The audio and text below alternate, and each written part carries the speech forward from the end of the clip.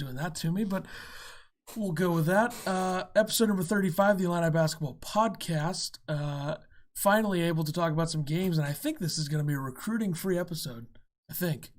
Yeah, I don't have anything. Well, you never know what comes up. You never know. We'll discuss the first 3 games of the season, and, I don't really – I think it's not letting me press the mute button so I can hear myself twice. That's good. I think a lot of people might be disappointed. I don't know why they should be. Just because, you're ranked number 8 in the country. You expect to roll over these teams that aren't in the power conferences. The teams, in the MAC. I mean, MAC teams are not easy to play against most of the time when they're good MAC teams, but people are overreacting yesterday, and I get it. I mean, it's hard for me not to overreact in the moment, but, we'll start, though, on Wednesday. I didn't think, overreaction. It was nice to actually cheer for a game, though. So, but, yeah, we'll start with Illini versus NC-A&T. It's a beatdown. 122-60. So, not a whole lot of game, but it was nice to get to see everybody play. The whole bench got to play. Kind of just the games that you want to start off the season, really. If you're new to the show, we always do a player of the game to start off the show or to start off every game. My player of the game was Adam Miller. I just wrote yours down as Adam Miller too. I was going to pick him. Yeah. That's who you were going to pick. What a great game for the freshman. First game of the year. Comes out, scores 28 points, 3 rebounds, 3 assists. And it was just it was nice to see him. Started out his career with a 3 from the corner. He ended up setting the freshman record, surpassing Brandon Paul's 25. Illinois set a few records during this little 3-game streak. So that's what you want to happen. That's what you want teams to do. So when was the last time Illinois had a freshman like this that is number 1, this ready to play in the Big Ten? Look at his body; he's ready. I mean, he's and this good of a shooter. No doubt about it. When was the last time we had that as a freshman?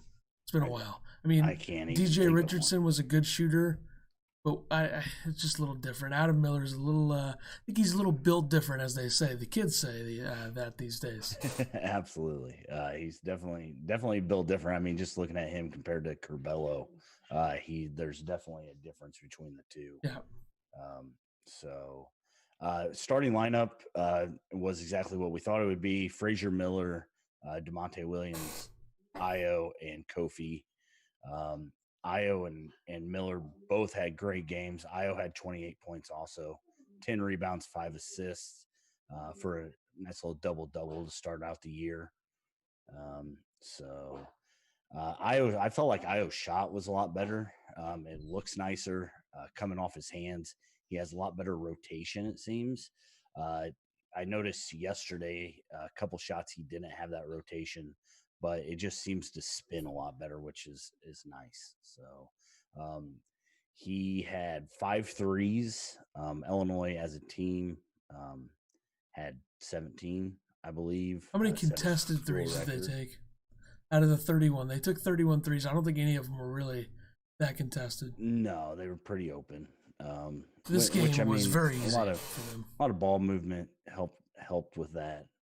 I'm surprised how sharp they looked right out of the gate. I know they're not playing a tough opponent, but right, and and that's that's what you kind of wondered. I mean, I know that you kind of questioned if their offense would be as good as we thought. Of course, against these two teams, the first 2 games, the competition really wasn't there. But they put up points. I mean, 122 is pretty impressive. So, but DeMonte had a good game. I thought DeMonte was he does what DeMonte does, and he did it over all 3 games. He had the first steal of the Illini season, which I thought was very fitting for, the best defender on the team. And he's shooting the ball well. He was 2 for 4 this game, had 6 points. And Illinois is going to need that later on when they start playing better teams. That outside threat against Ohio, which we'll talk about later, they really didn't have it, and it changed the game really. So, but DeMonte had 5 rebounds too, led the team with 7 assists. So it's just nice to see him doing things that um, you know we don't expect him to be a breakout scorer player, but he does those little things, and always has. So it's nice to see that he was right back into the groove with that. Kofi, 18 points, 10 rebounds. I think he had 3 or 4 blocks. So I didn't really notice a lot of improvement with Kofi this year. I sadly I thought he was going to be stronger. I mean, he's a strong guy, but he gets that ball and he gets it down around his waist, and he's got 3 guards smacking at it. He doesn't ever hang on to it. You're that tall, keep the ball up, high, and don't let those little dudes get in there. He's got a chance to show out against the good opponents next week. Maybe he'll do it. But I agree. I didn't see much improvement, and I can't wait to talk about Georgie. That'll be interesting. Yeah.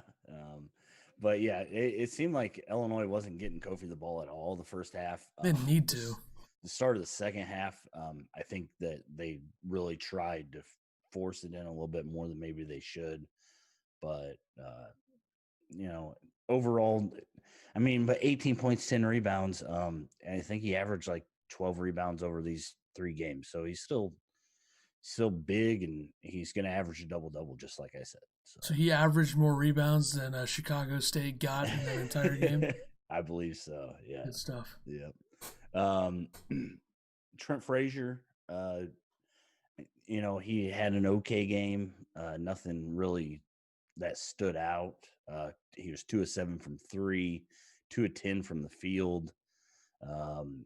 So he really his shot didn't seem back, but Underwood said after the game he went to Ubin and he put up shots for hours, and we'll talk about the next game, but he definitely found something while he was doing that, and he's the only Illini player that fouled out. So we get Trent shooting better. We get DeMonte making threes. It's really going to open up the court for guys like Io and Miller and getting the ball down to Kofi. So kind of need him to get his shot going. Like I said, he did in the second game. So, but the bench, we'll talk about the bench a little bit.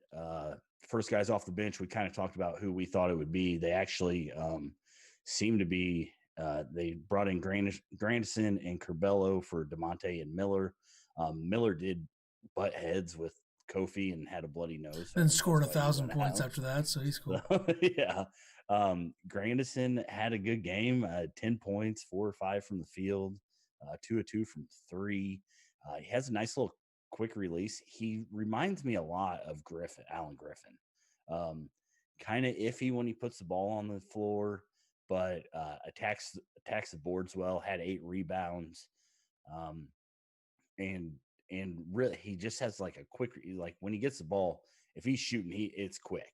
So hopefully he, keeps going. Curbelo got some time, 8 points, 2 rebounds, 6 assists. This Illini team had 31 assists on 44 baskets. So pretty good average there, which we talked about assists and how Io led with 3.3 last year. So hopefully they're working on that a little bit more. Curbelo, you can tell he's a freshman. He traveled the first time he came down the court. He kind of gets a little crazy. I don't mind the no look passes, things like that. It's probably a lot easier to do in high school than it is against college competition. But there was one time where he did a little no-look pass to Kofi, and Kofi had no idea what to expect. Probably should have lobbed it up, let Kofi slam it. But he didn't play terrible, but he is over these games. He is turning the ball over. at more of a tick than you like to see, but the whole team's kind of doing that. We'll talk about that the next two games. They've just been kind of sloppy with the ball. Uh, if Trent doesn't get a shot back, like I said, he shot well in the second game, but I can see Curbelo and Trent kind of averaging the same amount of minutes, just to have that actual point guard in the game. But Trent started to impress me later on. Not so much this game, but the next two games he did. So, your boy Georgie, 7 points, 7 rebounds, 3 assists. I don't think they did anything wrong this game. Yeah, took care of the ball. It gets worse. And I don't think in this game him and Kofi ever hit the court. That was not the case in the next. It's going to be hard to avoid that when it's actually like a competitive game. Like I know the Chicago State game wasn't competitive, but they still were on the court a couple times together. Mm-hmm. It's going to be hard to avoid that when you're playing a good team. So they got to figure something out, because when they're both on the floor, it's very bad. It is. And they had a little video, I think it was yesterday or the day before, about how easily Georgie could move into the 4 because he really wasn't a 5. And I don't know what makes them think that, but, it is what it is. Well, if you're not paying attention, if someone's not paying attention or they just look at him, I mean, he looks like a 4, but he's not good at it. I don't know. Yeah. I mean, they say that's his position as a 4, so it was easy to move into, but he doesn't play like it was easy to move into. Coleman Hawkins got some playing time, 13 minutes, 5 points, 4 rebounds, 2 assists. Looked good. Didn't really impress in any way, but moved with the ball well, dribbled well. Didn't get any love from the Big Ten Network about being one of the freshmen coming in, which I know irks you a little bit, but yeah, I don't know what was up with that. But so nothing there. Again, this game, it is what it is. It was a nice little warm-up game. Here's a good thing. Crazy happened. So last year they beat North Carolina A&T by 31 points. Okay, This year they beat them by 62, so they doubled up on them. It's a solid job. I think North Carolina A&T was supposed to be a little bit better. I thought with the transfers that came in. I thought that they would, compete. I thought the Chicago State game would be a 62-point game, but it wasn't. Yeah, it was very close, 59. 59. Very close. So, Chicago State, we'll go into that game next. 97-38 win. Ethan, player of the game? Well, I had to go with Io DeSumo, and for some reason you didn't, but I figured I'd throw him one since, we got 3 games. I wanted to go with 3 different guys, so I'm going with Io for this game. You could say yesterday's game, he could be the guy, which I wouldn't disagree with. 22 points, 8 of 13 from the field, 6 rebounds, 7 assists, and he just makes it look so easy. I mean, it did not feel like 22, 6, and 7. It was so easy. Io's game looks so much better this year, which is, I mean, it's not that his game was bad last year, but just when he gets to the hoop, he's stronger. I mean, and you can tell that we talked about how strong he is now. If he can shoot compared. If he can shoot the way that he did in the first 3 games for the most part, and do all the other things, and he played really good defensively yesterday in the second half. If he can do all of those things, I don't know how the hell you're supposed to stop him. I think in the Big Ten right now, I mean, it's Garza and Io, number 1 and 2, whatever order you want. I'm sure most Illini fans would say Io, which I mostly agree with. But after that, Io is going to be really hard to play against. And I can't think of any guard in the Big Ten that can slow him down to a degree where it would really hurt the Illini. Right. And look at the way they're able to space the floor now with Miller out there and all the other guys. And if, like you said, if Frazier can shoot as he has in the past, I mean, there's going to be a lot of space for this offense. Right. And there was a point during this game where, the offense was running and they had nothing, and shot clock got under 10 seconds. And basically they just gave the ball to Io and everybody cleared out. Yep. And it's so nice to be able to have that guy. Obviously, Io could have been player of the game for all 3 of these games. I wanted to show love to the freshmen. freshman coming in. So I gave it to Andre Curbelo. Had 18 points on 9 of 13 shooting, 7 rebounds, only 1 assist, which is a little disappointing. But at one point, he had like 8 in a row in the second half. He did play a lot in the second half, got, a lot of good time in just because this game was, out of control. He had a nice dunk, too. He did have a nice dunk. But still turning the ball over, just doing things that you can't do and they're not going to be able to do once they start playing better competition. If you notice with Ohio, the guys that were in towards the end of the game were the starting 5. Yeah. Because they, Underwood's not going to put those guys in, Curbelo and Hawkins and those guys in at that point. Honestly, I don't think you can trust them yet. So, yeah, you said Io had 22 points. Miller had 15. Kofi, I thought he started off strong around the hoop, and then he kind of turned into lackadaisical Kofi a little bit later. But 14 points for him on 4 or 6 shooting, 11 rebounds. Like I say, he's just going to get double-digit rebounds all year. He was 6 of 9 from the line, and I feel like his stroke at the free throw line is getting a lot better. I know that last year it wasn't terrible, but he seems he's worked on that, and it does look better. The team still sucks from the free throw line, so that's good. Oh, the team's terrible from the free throw line. I mean, the only one that I can really trust is none of them. Right. I want to trust Adam Miller. It matters, but... Yeah, I want to trust Adam Miller, but he seems a little shaky from their last couple games. And you would think Trent Frazier. Yeah. But he went 1 of 2 quite a few times. And Georgie, a nice 0 for 2 yesterday in that sequence. 2 shots, missed them both, not even really close. Yeah. So, yeah, I feel like you need to hit your free throws in big games. So maybe they'll be able to do that in the future. I doubt it, but we'll see. And there's something with Kofi when he's away from the hoop and he has the defender on his backside, he doesn't know what to do. There were points, his touch around the hoop. We talked about it last year when he would just chuck it off the backboard. He's still doing that. But when he gets the player on his front side and he's got the hoop, they got to get him the ball. And there were a lot of times, especially yesterday, where they didn't do that. But when he gets the ball actually posting up, it usually doesn't end well for Illinois. So I'm hoping that they get that figured out. But he just cannot get the ball facing away from the hoop. Georgie can do that. I don't have any problem Georgie doing that and then getting that little baby hook in. But when Kofi does it, it always scares me. And I don't know how many turnovers Kofi had, but every time he brought the ball down, somebody stripped it away from him.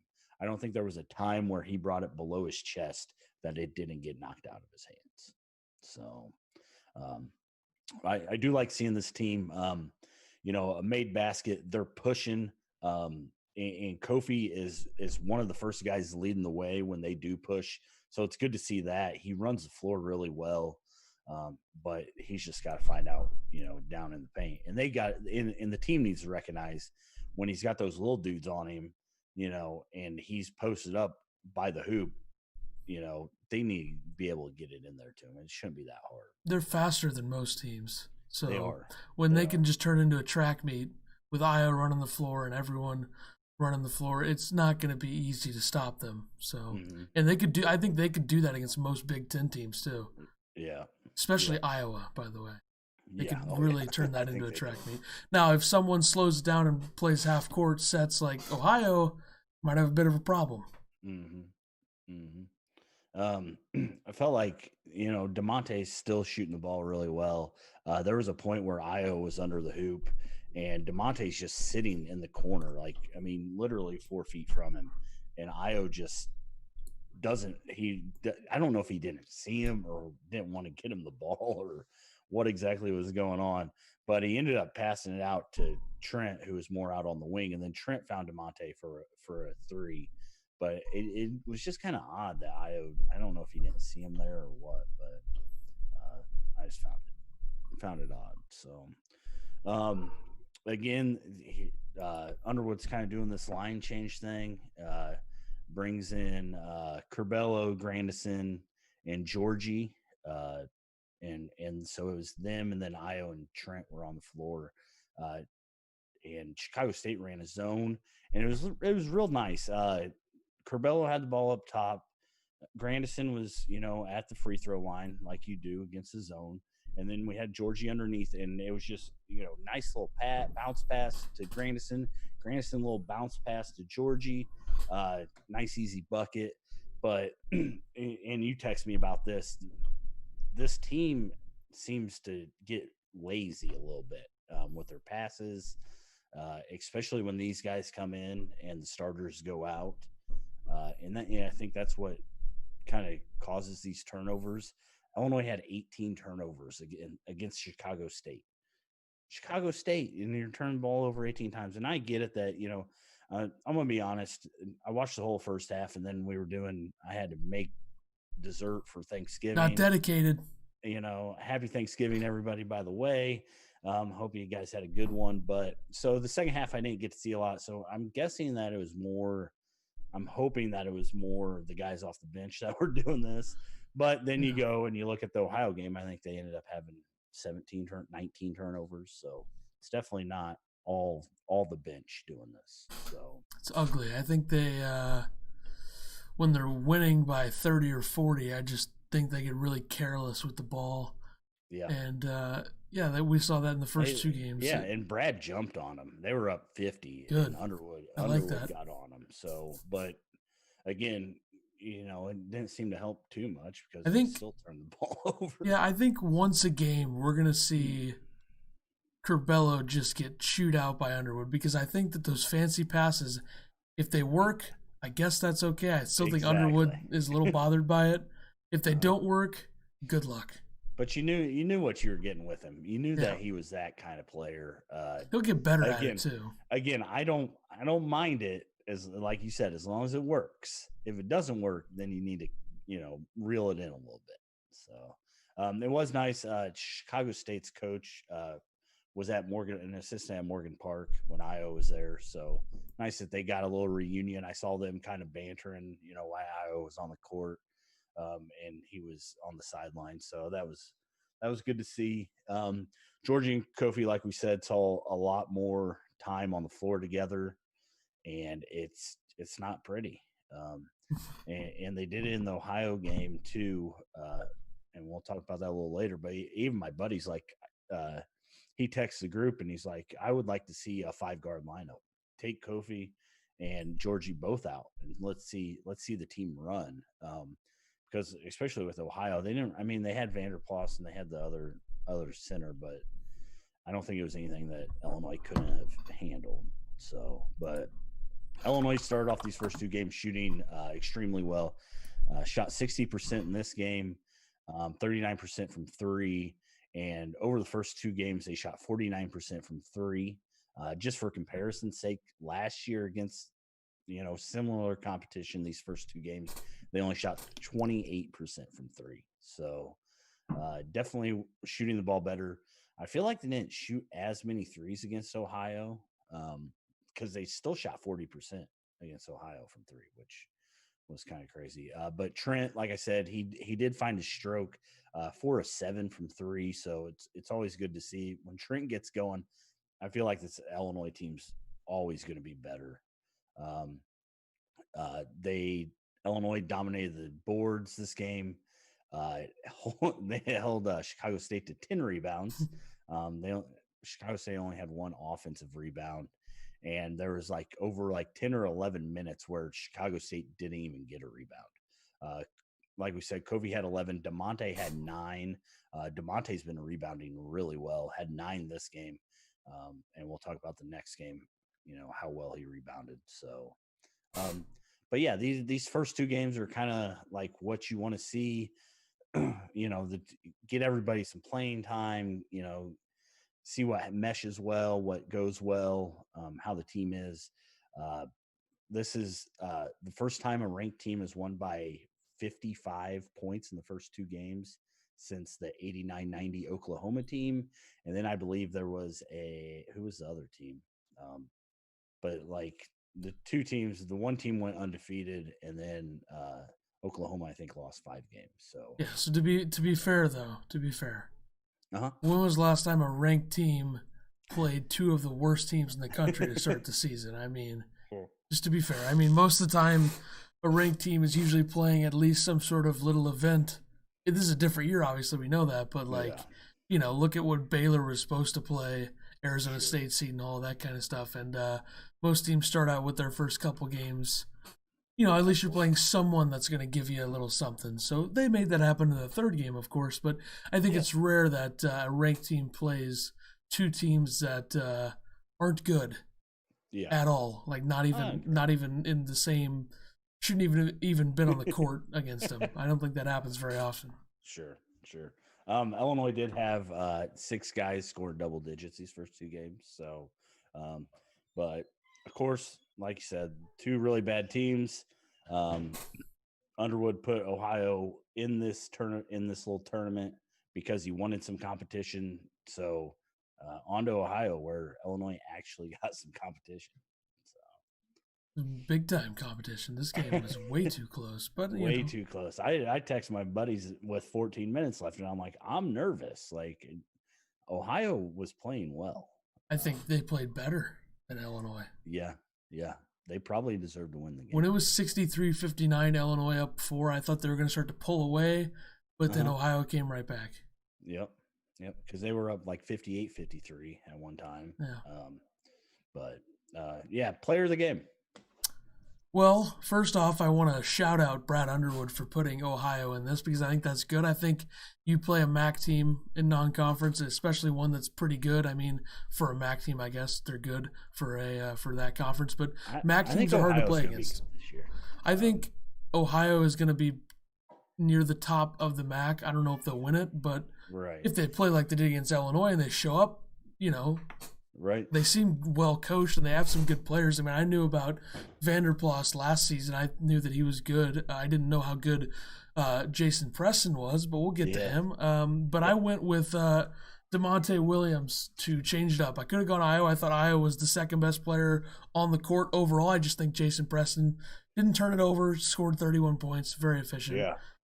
Iowa's a better player, but yesterday one of them was better. But yeah, DeMonte 11 points, 10 rebounds. He made 3 threes, 75%, 3 of 4. So he's getting open looks and he's making them. Yeah. And he had a huge one there. That great pass from Frazier. Huge. Yeah.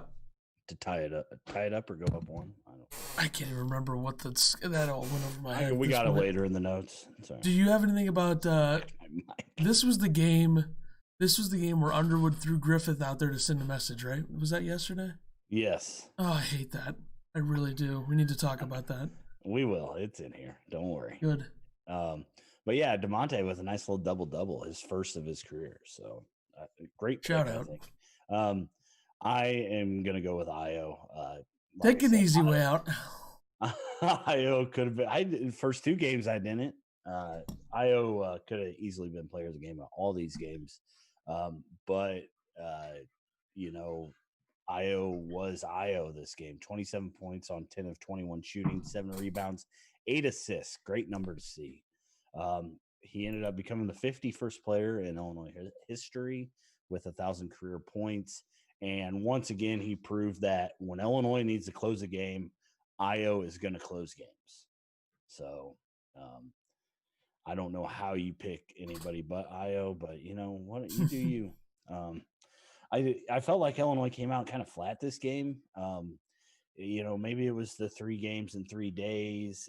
Maybe they didn't think Ohio was that good or gave them enough credit. Maybe it's because Ohio's bench was literally louder than most stadiums, probably, because those guys were on it. They were excited. They were pumped up. They wanted to win this I was game. Confused why Illinois' bench was just sitting there while Ohio's bench was doing all that stuff. I'm guessing that they got a little ass chewing at halftime because they started cheering the second half. So made no sense why they didn't just do it when the other bench was doing it. Sulking, and they just very weird.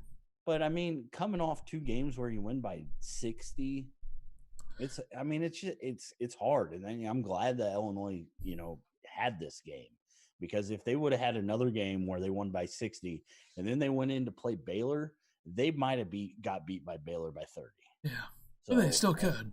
they still could. We don't know yet. I felt like Kofi's defense was absolutely atrocious this game. Uh, every time Yep. Preston came in the lane, Kofi just kind of he acted like he was going to jump up, and he just kind of stood there. I don't know if that was part of the game plan, because Preston did show that he could dump off if he had to. So I don't know if that was part of it. I don't know if Kofi was just wore out, but he just seemed late to everything. And there were, especially at the end of the game, he just wasn't trying to change anybody's shot. It's You think just that not the was? Kofi I remember from You think last that year. was his worst game as in Illini? Probably. I don't remember anything as bad as this, at least defensively. Right. I Yeah. mean, really Defensively, bad. it was just weird. It was just strange that he wasn't going up for anything. Ohio had a good plan, though. I mean, they definitely did. Yeah. Oh, yeah. And Yep, they Preston knew is what like they the were doing. perfect guard. The way that he plays, like the perfect guard to expose Illinois' defense Yep. inside.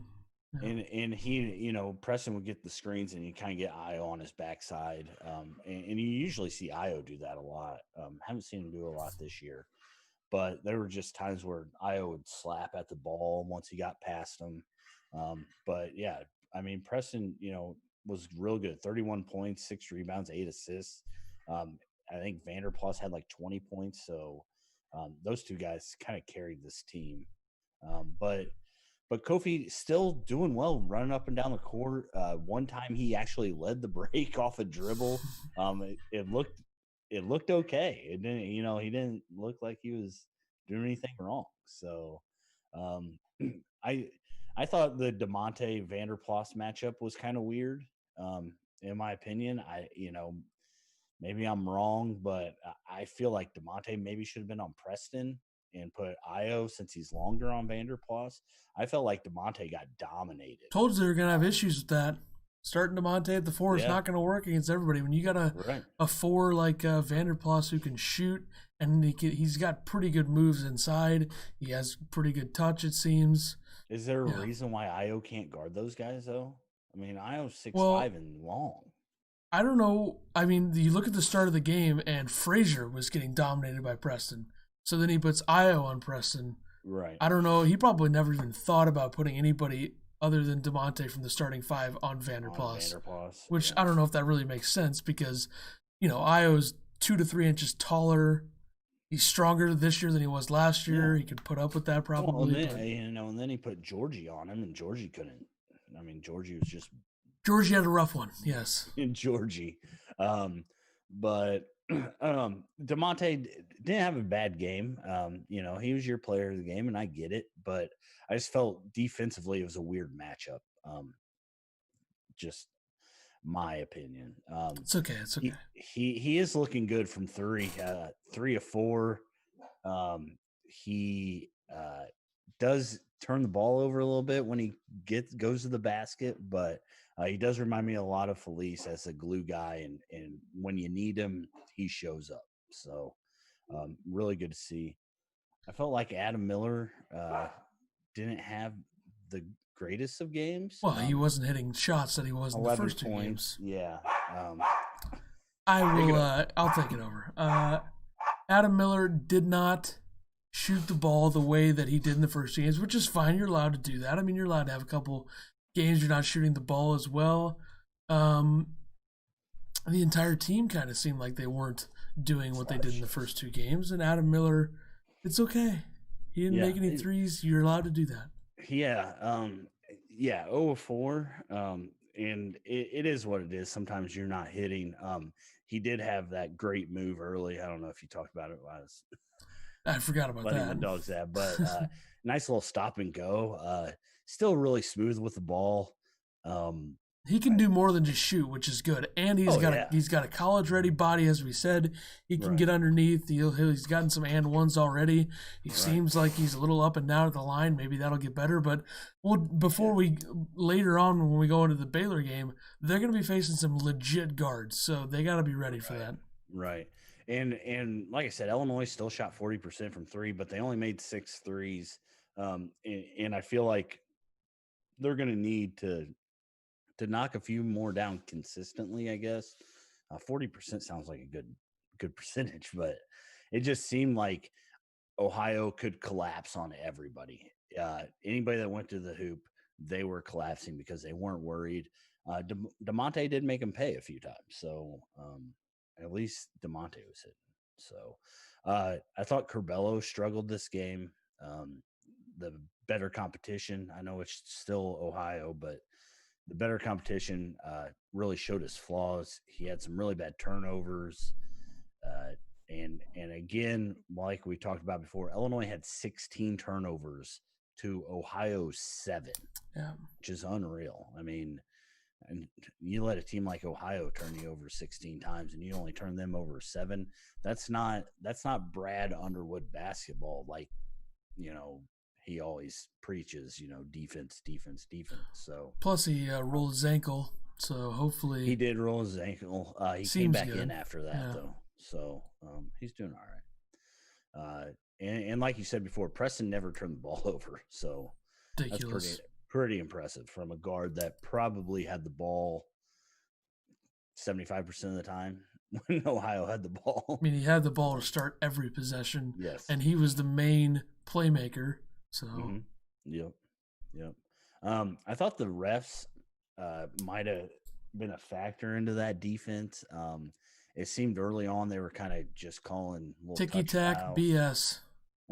they were. They were. But to be fair, I think the second half was kind of like, I feel like Illinois kind of got their game called as a top 10 team usually does. Like Mhm. Ohio had a lot more fouls for most of the second Yeah, half. and I think Bardo even made a comment about Yeah, he one was of the bad. fouls. He's like, I can't believe they called that foul. Well, they were doing it most of the game. He had a rough go yesterday. I noticed that I'm okay with listening to him if Illinois is winning by 50, but if Uh-huh. it's close at all, he seems to really try to not show any sort of bias. Like he says, "Oh, I don't want to comment on officiating because I think these guys do a great job, But but I'm that going to was a make a bad comment. call." Oh wait, it Yeah, was a good call. exactly. And then on Yeah. the last play or whatever, one of the last plays, whatever, the Ohio player clearly knocks it out of bounds. They call it on DeMonte, then they review it, and he's like, "Ooh, this is gonna be That's going to close." be closer And they than you show the think. side angle. You got the ball. The Ohio Nothing, player's hand is nothing directly close. on the ball. DeMonte's hand is 5 feet away from the ball. I mean, Yeah.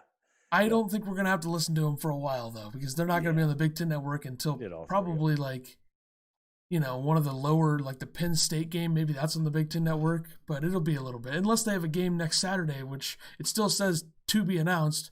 No game. I don't understand that whole thing, That but is really weird. maybe it's like a So makeup date if they need it. I don't know. yeah, so your boy Zach Griffith Oh, got some God. playing time. I think he got put in at like 4:45. You immediately messaged me and said, "What is he doing in?" And I said, "Probably giving the guys a breather for the under 4 timeout." But here's what I read on Twitter. The How does beat Twitter writers, know? that are at the game were Oh, saying something like it seemed like Underwood was really pissed and he first went to bring Grandison in, but then brought Griffith in, seemingly sending a message to Georgie and Kofi, which I'm okay with sending a there's nothing message. wrong with that. But why are we putting this guy in? He got blown by like 2 seconds into being in the game. He He should did. not be playing any minutes unless they're up by 40. Any Yeah. minutes. I'd rather have Hamlin in. Yeah, I just think that Underwood was fed up. I mean, It's the I don't equivalent of blame putting him. Tyler Underwood in the first half, like he did a couple If times last Underwood year. wasn't her, he probably would have. It's not good. It makes no sense. If Zach Griffith sees the floor against Baylor, there's a real problem. Yeah. Yeah. Illinois took a 35-34 lead into half. I personally felt like when Kofi needed to get the ball, they weren't feeding it to him. Like I said, when he's between the defender and the hoop, he should have the ball a lot. I feel like Kofi was getting mad too. you could hear them yelling. It's so weird to be able to hear everything. But kind of like when Georgie missed the 2 free throws and the Ohio player said, "Nice shot, buddy." That was pretty It's a good. good line, but maybe you should get on the floor and play It was good. instead of just standing there. Illinois was 2 of 8 from 3 in the first half and 9 turnovers. So Doesn't seem good. not good. I felt like Vanderplas got open a lot from 3, which I thought was kind of crazy. He hit a couple of huge ones down the stretch. That 1-3 with Georgie and Kofi being all confused, that was the worst thing I've ever seen. Yeah. That was terrible. Yep. So I don't know what the heck was going on, but I feel like they have a hard time closing out against him. I did go back because it seemed like he made quite a few, but Vanderplas only made 4 of 10. He shot 10 threes. 40%, it's pretty good. Yeah. Some of them were really bad. I don't know if some of them were real bad, but that's why he plays in the MAC. True. And Miller, I know we talked about he didn't do a whole lot, but around the 12-minute mark, he did have a really nice and one, and then later in the game, he went to the hoop and just got pummeled, and they didn't call anything. And Bardo was like, if he's not a freshman, he would have got that call, which I think is the most asinine thing I've ever heard. Do you think the officials are like, well, he's a freshman, we're not giving him that call? Yeah, that's it. Yeah. Yep. Sorry, you don't get a call because you're a freshman. Are the officials paying this much attention to who is in what grade or you think what they have like a year? sheet that says what year everybody is? Pulling a little card out of their pocket, 44 freshman, no call. No call. Yeah, I don't get that. We have a comment on Twitter from I don't see the name, just says Johnny. I'm assuming he's talking about Kofi. His hands need work. Yeah. That's what separates him from Luka. That's what I've been told. I agree. It's just there's something about a guy that big and the fact that he can't hold that ball hard enough that a bunch of little 5-foot guards can come and smack it out. And when they get into Big Ten play and they play teams like Wisconsin and Iowa, and like Underwood said, this Ohio team exposed their weaknesses. Yeah. That was one of the big ones, I think. So yeah. I felt like Io really stepped up the D. You talked about it against Preston in the second half. He held them to like 2 points for the first 10 minutes, and then Preston kind of started getting going and ended up scoring, like I want to say 7 of their last 11 points or something. I mean, he started doing what he needed to do to get them a chance to win. And as much as I'm an Illini fan, I felt bad for the kid because he played his butt off. And like you said, they probably deserved to win because Illinois was not great. But Kofi ended up getting the ball a few times. It was literally right after my buddy said they need to get Kofi and Georgie out and run a 5-guard lineup. And then I think Kofi went off for like 9 points in a row. Gave Illinois like a 58-53 lead. And then Vanderplas hits an open 3. Ohio gets back within 1. And then it kind of goes back and forth a little bit. Get down to the 2-minute mark, and Illinois goes down 4 after Vanderplas hits another 3. 71-67 at that point. Trent gets fouled before any time runs off the clock. 1 of 2 from the free throw line, which just kills you under 2 minutes. That one of your best shooters goes 1 of 2 from the line. Luckily, Ohio turned the ball over. Illinois comes down, and who hits the shot to tie it up? Io DeSumo. It's amazing how good he is in the last 2 minutes when Illinois needs something. And we talked about Preston getting inside, and he did get inside, and Kofi did come up, and he dumped one off to the big man for an easy 2. And then, like you said earlier, Frazier finds DeMonte for a nice 3 to put Illinois up with 34 and a half seconds left. Preston again gets to the lane. Kofi doesn't do anything, just stands there. Preston makes a nice little floater. Then Ohio decides full court press with 7.7 seconds left. which I thought it was kind of weird. My buddies all kind of thought it was kind of different. As good as Io is downhill, I don't think you can full court press. Yeah. Especially in that situation.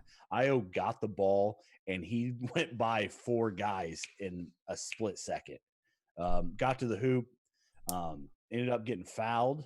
If he wouldn't have made it, wouldn't call a foul. Kofi was right there, slammed it back in. But Io does what Io does, makes both free throws. Illinois takes a lead with 2.5 seconds left. They end up fouling to run off some clock, which I thought was iffy because it kind of gave them the ball closer. But luckily, Frazier picked off the inbounds pass, and Illinois gets the victory, pulls it out. So kind of needed it. Kind of needed this before Baylor, though. I think that it was very good. So Io did say on his winning drive after the game, that's why I would lift weights. So very good. Apparently, I need to start lifting weights. So. I guess. Well, you also, you got to be like 6'5" or whatever. So 6'5", true. I think I saw a comment that I accidentally blocked for some reason. I pressed the button twice, messed it up. Sorry to whoever that was. They said something like the refs wanted it to be close. I don't really buy that. I don't know. Yeah. I don't think they did anything detrimental to the game. I think the refs are there to just do their job. I really don't think that they're, unless they're betting on it, maybe they are, but I could see it. We've seen that before. I could see, I just think the refs are there to call the game in front of them. I don't know. Maybe some crews might, try to even things up with fouls. Like if one team has 4 fouls, the other has 2, they might call 1 or 2 just to call them. I think that might happen sometimes, but I don't really think the refs came there with the intention of, number 1, if you're a freshman, you're not getting the calls, and number 2, we are going to make this as close of a game as possible. I don't think they do that. No.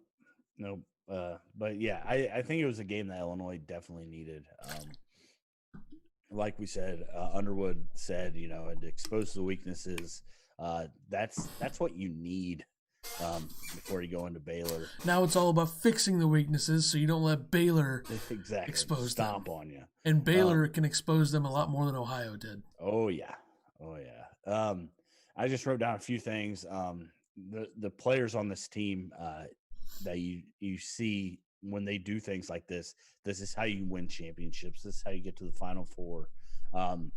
After the first game, Kofi immediately got on the floor. He was doing some workouts with Fletcher, which you love to see. I wish that maybe they would have worked on jumping on, shots going up, but whatever.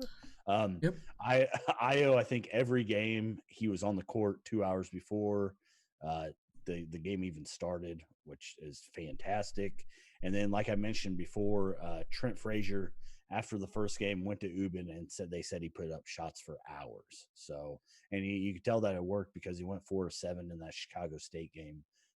So it's really good to see players this committed. And I think that's what's going to drive this team to be, one of the best. So they did show a little pop-up on the game.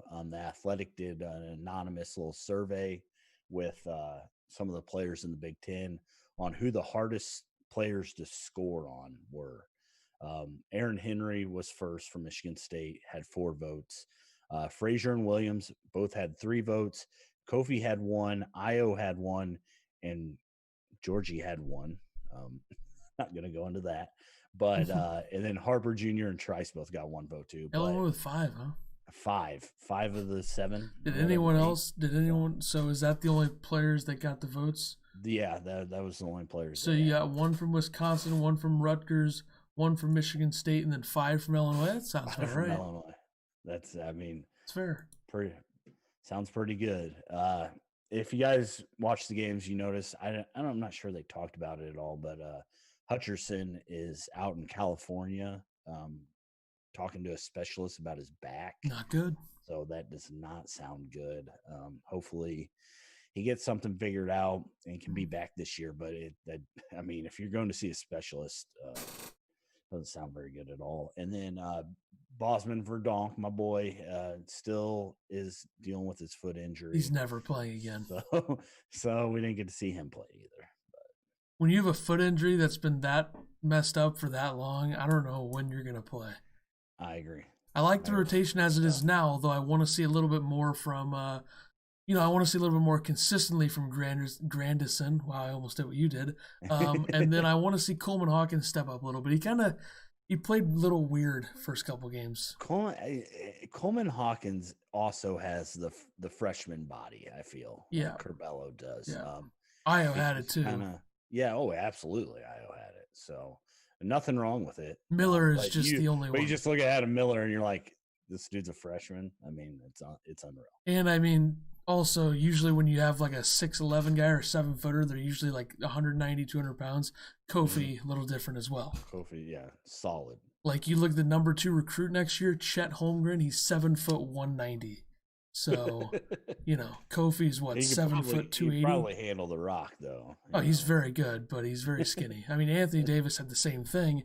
Anthony Davis, though, superstar at Kentucky, despite not being a freshman with his body and all that stuff. But so I guess we'll get into the big one on Wednesday. Hopefully they play this game. I mean, you never know at this point what could happen. I know that Baylor's had their issues already with it. They were supposed to start the year. The football game got canceled today.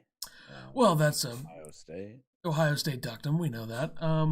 Yeah, I know. I heard that if Michigan just says, "Hey, we're not playing you," then Ohio State can't play in the Big Ten championship. Well, the thing with that is that Michigan has to have like a valid excuse. They're not just going to. Well, they don't have to, but they don't have to say how many COVID cases they have. Yeah, they have to say that. Oh, we got COVID. They have to say that, yeah. But I guess I could see Harbaugh going that low. I could see that.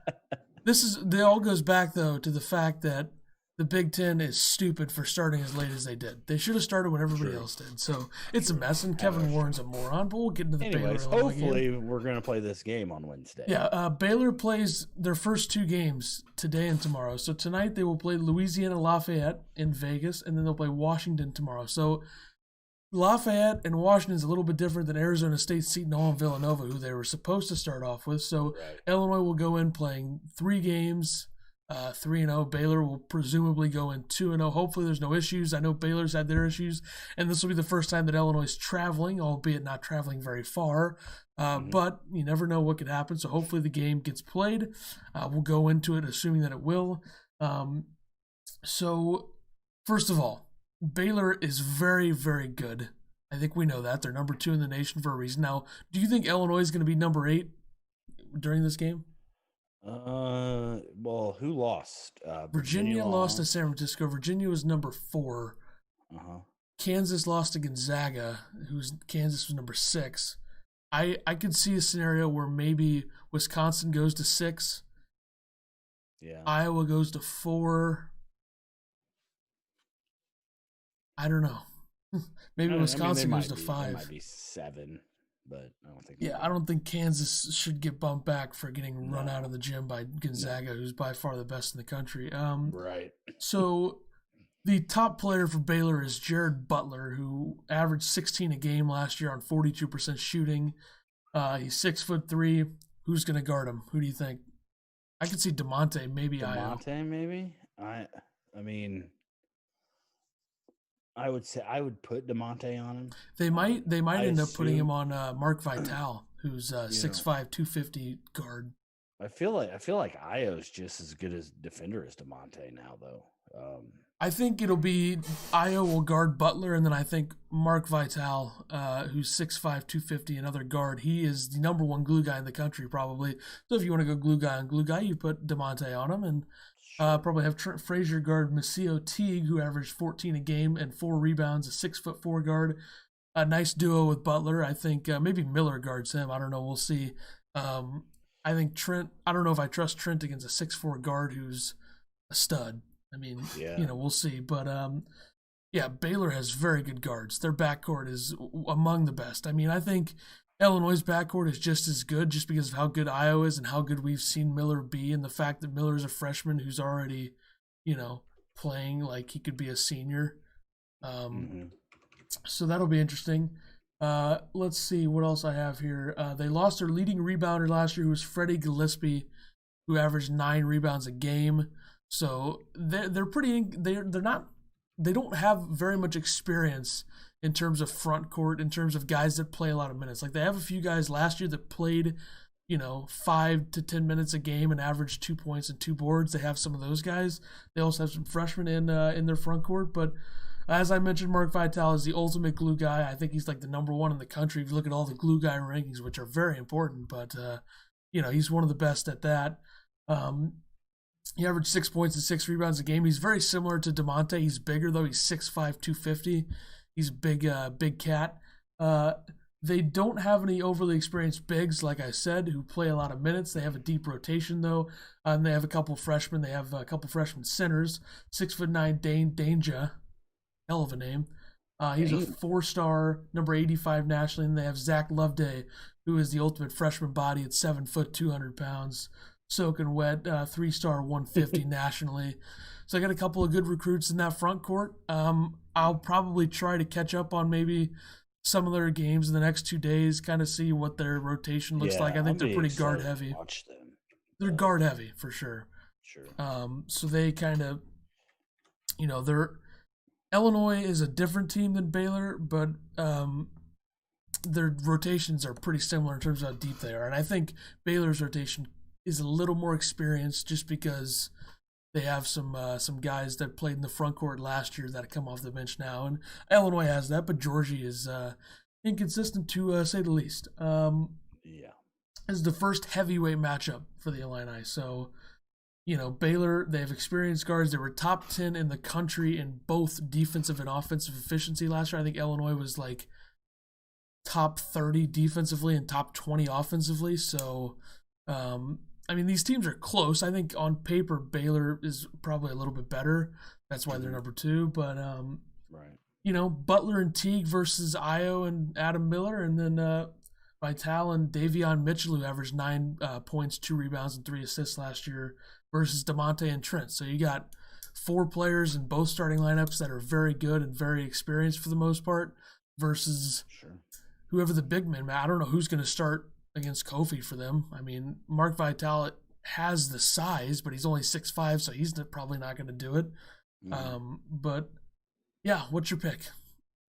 When we did our picks last week, I had Illinois losing this game, so I'm going to go Illinois 76, Baylor 83. I'm going to go with the same number of points differential. I'm going to say 78-71 Baylor. I thought you had Illinois winning this game. I was kind of iffy, I think I was really depending on whether Illinois won or lost yesterday. Okay. And I think I would have picked them. And they didn't impress you enough yesterday. That's what you're telling me. Well, no. And also I think, I don't like to lose to both Baylor and Duke. I guess I could see it. But, it's good to there's nothing wrong with losing to a top 5 team early in the season. I mean, I agree.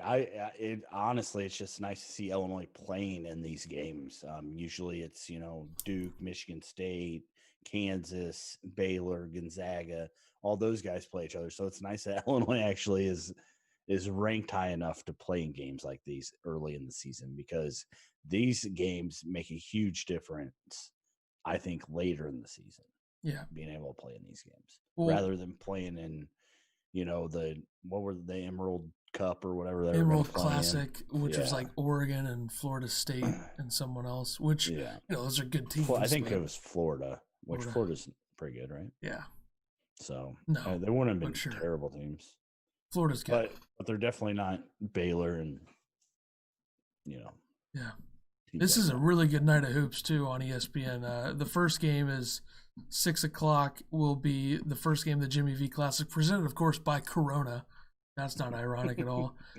West Virginia, who had trouble with Western Kentucky. Western Kentucky did what I needed them to do, which was beat Memphis. They're frauds. And then Gonzaga, who is by far, Gonzaga is just ridiculous. They have everything. They are their offense is so good. So it was supposed to be Gonzaga, Tennessee.